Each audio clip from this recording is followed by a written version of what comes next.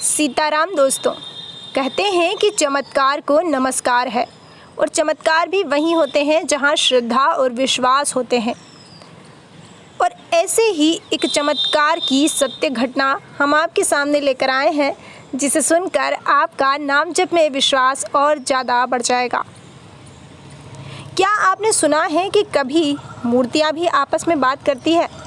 एक ऐसी ही मंदिर की सत्य घटना जो कि मध्य प्रदेश के एक गांव में है।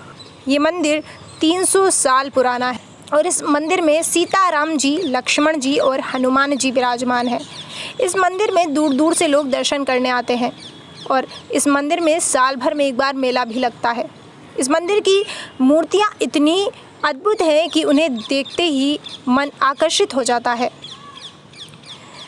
एक बार की बात है, इस मंदिर के जो पुजारी जी हैं उनसे एक व्यक्ति ने कहा कि मुझे लगता है कि हमें हमारे प्रभु को स्वर्ण आभूषणों से सुसज्जित करना चाहिए।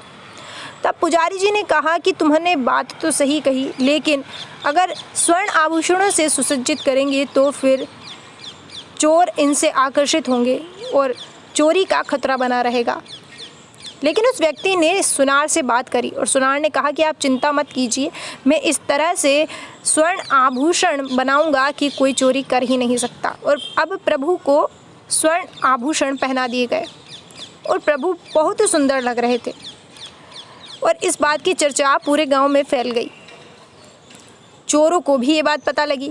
अब चोरों ने सोचा कि इस मंदिर में सीता जी, राम जी, लक्ष्मण जी और हनुमान जी को स्वर्ण आभूषणों से सुसज्जित किया गया है, तो क्यों ना आज इस मंदिर में चोरी की जाए। रात के सन्नाटे में उस मंदिर में चोर जाते हैं और जैसे ही मंदिर के गर्भगृह में पहुंचते हैं तो देखते हैं कि मंदिर के गर्भगृह से बहुत तेज रोशनी आ रही है और वो तेज रोशनी प्रभु ने जो स्वर्ण आभूषण पहने हुए थे उनकी थी।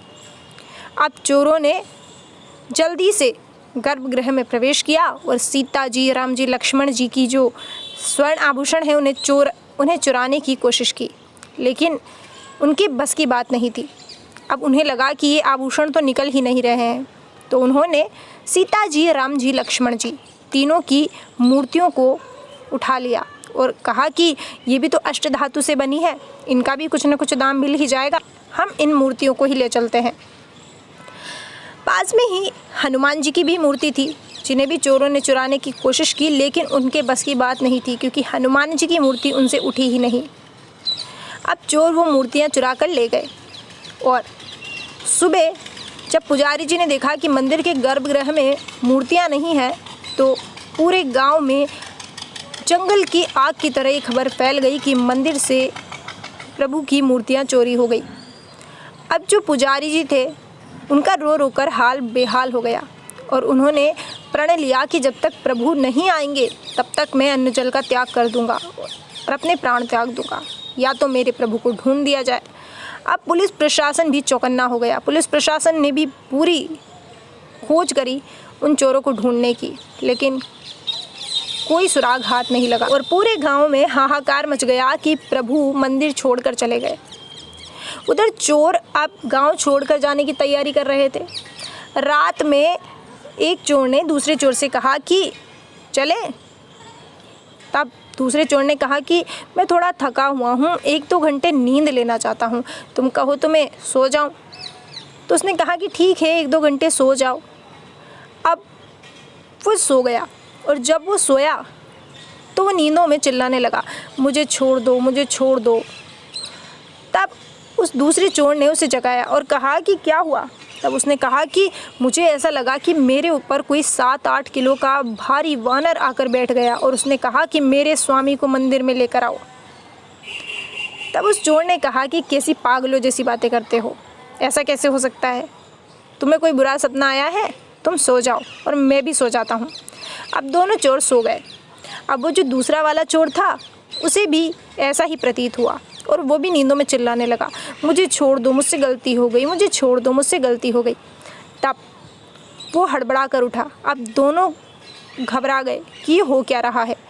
तभी प्रभु श्री राम की मूर्ति में से आवाज़ आई कि तुम हमें मंदिर में छोड़ आओ, नहीं तो तुम्हारा अनिष्ट हो जाएगा।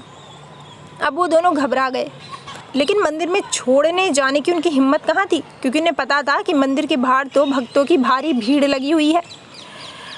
तब प्रभु की मूर्ति में से फिर आवाज़ आई कि तुम चिंता मत करो, तुम्हारा कोई बाल भी बांका नहीं करेगा, तुम मंदिर के गर्भगृह में इन मूर्तियों को रख के आओ। अब वो चोर सुबह डरते डरते मंदिर में पहुँचे और उन्होंने देखा कि इतनी भीड़ में उन्हें कोई देख भी नहीं रहा है, और उन्होंने मंदिर के गर्भगृह में वो मूर्तियां रख दी। प्रभु श्री राम ने उन चोरों से ये भी कहा था कि तुम पुजारी जी से अपनी सारी चोरी की बात कहना। अब वो चोर पुजारी जी के पास जाकर अपनी गलती स्वीकार करते हैं। पुजारी जी थे सरल हृदय। पुजारी जी ने कहा कि तुम परेशान मत हो, तुमने जो किया वो प्रभु जानते हैं या मैं जानता हूँ, अब तुम ये बात किसी से मत कहना। और पुजारी जी की तो खुशी का ठिकाना ही नहीं था। अब सुबह होते ही सबको ये बात पता चली कि प्रभु वापस आ गए हैं। सबके लिए ये चमत्कार से कम नहीं था, और हकीकत में ये चमत्कार था भी, क्योंकि प्रभु भी तो अपने भक्तों के बिना कहाँ रह पाते हैं। मंदिर में फिर से मूर्तियों को स्थापित किया गया।